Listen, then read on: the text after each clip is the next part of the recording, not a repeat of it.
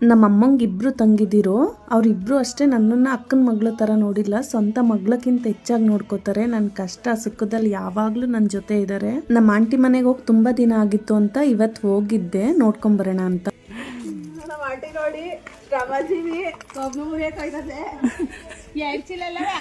ಅವ್ರು ಮಾಡೋದಲ್ದರೆ ಮಕ್ಕಳು ಅವ್ರ ತೋಟದಲ್ಲಿ ಎಳ್ಳೀರ್ ಕೆಡಗಿದ್ರು, ಅವನ್ ಮಾರೋದಕ್ಕೆ ಅಗ್ರಾರ್ ಗೇಟಿಗೆ ತಗೊಂಡ್ ಹೋಗ್ತಿದ್ಲು. ಬೈಕ್ ಮೇಲೆ ಇಡ್ತಾಗ್ಲೇ ಹೇಳ್ದೋ ಹುಷಾರು ಕಣೆ ಪೂರ್ವಿ ಅಂತ, ಆದ್ರೂ ಮುಂದೆ ಹೋಗಿ ದಬಾಕೆ ಬಿಟ್ಲು. ಚೀಲ ಎಲ್ಲ ಮತ್ತೆ ಬೈಕ್ ಮೇಲೆ ಇಟ್ಟಿ ಕಳ್ಸಿದ್ವು.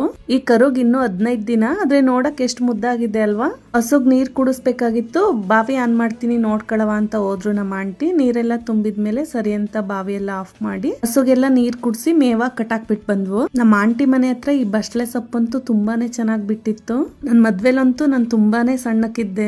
ನನ್ಗಿವಾಗ ಯಾವ ಡೈಲಾಗ್ ಅನ್ವಯಿಸುತ್ತೆ ಅಂದ್ರೆ, ಹೂ ತರ ಇದ್ಲು ಹೂಕೋಸ್ತರ ಆಗ್ಬಿಟ್ಟಿದ್ದಾಳೆ, ಆ ಡೈಲಾಗ್ ಅಂತೂ ಕರೆಕ್ಟ್ ಆಗಿ ಸೂಟ್ ಆಗುತ್ತೆ. ಸಾಂಬಾರ್ ಇತ್ತು ಅಂತ ಅನ್ನ ಮಾಡಿ ಇಟ್ಬಿಟ್ಟು ಹೋಗಿದ್ಲು. ನಾನು ನಮ್ಮ ಆಂಟಿನೂ ಊಟ ಎಲ್ಲ ಮುಗಿಸಿ ಪೂರ್ವಿನೂ ಬಂದ್ಮೇಲೆ ನಮ್ಮ ಅಮ್ಮನ ಮನೆಗೆ 3 ಜನನು ಹೊರಟ್ವು. ನಾವು ಬರೋವಷ್ಟರಲ್ಲಿ ನಮ್ಮಮ್ಮ ನಮ್ಮಪ್ಪನು ತೋಟದ ಹತ್ರ ಕೆಲಸ ಎಲ್ಲ ಮುಗಿಸಿ ಬಂದಿದ್ರು. ಹೋದ ತಕ್ಷಣ ನಮ್ಮಪ್ಪ ನನ್ನ ತಂಗಿಗೆ ಟೀ ಇಡೋದಕ್ಕೆ ಕೇಳಿದ್ರು. ಅಮ್ಮ ಟೀ ಇಡದೆ, ಟೀ ಚೆನ್ನಾಗಿ ಇಡ್ಲಿಲ್ಲ ಅಂದ್ರೆ ಅವ್ರ ದೊಡ್ಡಪ್ಪನ ಕೈಲಿ ಉಗಿಸ್ಕತ್ತಾಳೆ. ನಮ್ಮಮ್ಮ ಸೋಮವಾರ ಶನಿವಾರ ಕುರಿ ಕೋಳಿನ ಕುಯ್ಯಂಗಿಲ್ಲ ಅಂತ ಹಾಡು ಹೇಳ್ಕೊಂಡು ಬಜ್ಜಿ ಮಾಡಿದ್ರು, ತಿನ್ಕೊಂಡು ಚನ್ನರಾಯಪಟ್ಟಣಕ್ಕೆ ಬಂದೆ.